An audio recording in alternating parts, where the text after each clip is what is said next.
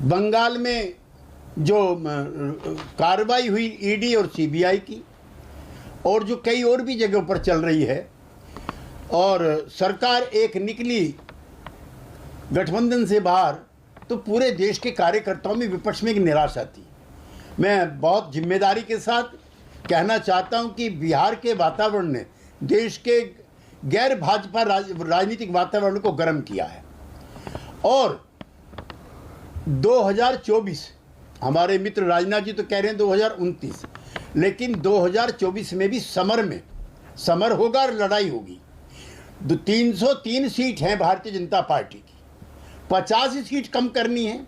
और मैं आपके चैनल पे बहुत चुनौती के साथ नहीं, बहुत जिम्मेदारी के साथ कहता हूं कि बिहार की 40 सीटों पर लड़ाई होगी।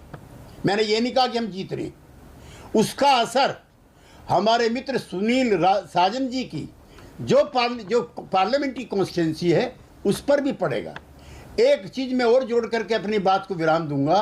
हम केसीआर जी से और ममता बनर्जी से दो चीज़ों पर हमारी अभी असहमति है। कोई भी अगर विपक्ष को मजबूत और कारगर गठबंधन बनाना है तो वो कांग्रेस के बगैर और लेफ्ट के बगैर नहीं हो सकता। ये गहने हैं उसके, ये आभूषण हैं अगर भाजपा विरोधी लड़ाई को तेज करना। और त्यागी जी, बस एक सवाल और निसंदेह अखिलेश यादव जी, बस एक सवाल और त्यागी जी, निसंदेह क्या चेहरे पर त्यागी जी को चेहरे पर भी मंथन है अखिलेश यादव जी, क्योंकि बीजेपी, त्यागी जी देखिए, बीजेपी इसी का फायदा हर बार उठाती है, उसको मिलता है ये फायदा कि सारे के सारे विपक्षी दल एकजुट हो जाते हैं, फोटो खिंचवा लेते हैं, लेकिन जमीन पर उस गठबंधन को उतार नहीं पाते। हर किसी को पीएम बनना है, कभी नीतीश कुमार का नाम चलता है, फिर ममता जी का, और अब ये केसीआर जो आए हैं, केसीआर का नाम अखिलेश ने खुद लिया था।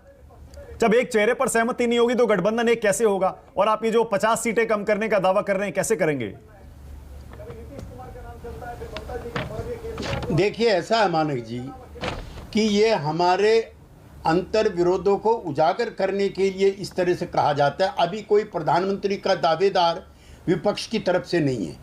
और मैं अपने विपक्षी दलों से भी, हमारे दो मित्र बैठे हैं, उनसे भी कहना चाहता हूं, इस बार व्यक्ति की नहीं, कार्यक्रम की भी भूमिका होनी चाहिए। एक भी दिन टकराव नहीं होना चाहिए। चूंकि जनता पार्टी हमने बनाई, उसमें तो जनसंघ भी था, अगले दिन से टकराव शुरू हो गया।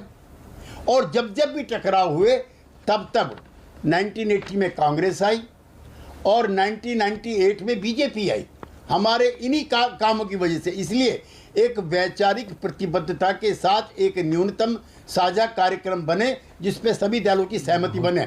और मैं जेडीयू की तरफ से कहना चाहता हूं, ये मानते हुए, ये स्वीकार करते हुए कि नीतीश कुमार का 6 साल का दिल्ली का और 17 साल का कामकाज चलाने का अच्छा अनुभव है, जिसको मोदी जी ने भी सराहा है। पिछले सप्ताह मोदी जी ने कहा कि समाजवादी आंदोलन के 3 लोग हैं जिनका मैं आदर करता हूं, एक डॉक्टर लोहिया, 2 जॉर्ज फर्नांडिस और तीसरे नीतीश कुमार। ठीक है, तो मुझे उम्मीद है कि हमारी बहन अपराजिता जी, आपने अभी से बैटिंग शुरू कर दी नीतीश जी के लिए, आलोचना करते हुए इसी से अंदाजा लगता है कि आप आगे जैसे जैसे 24 नजदीक आएगा वैसे वैसे जेडीयू जाहिर है नीतीश का नाम आगे बढ़ाएगी।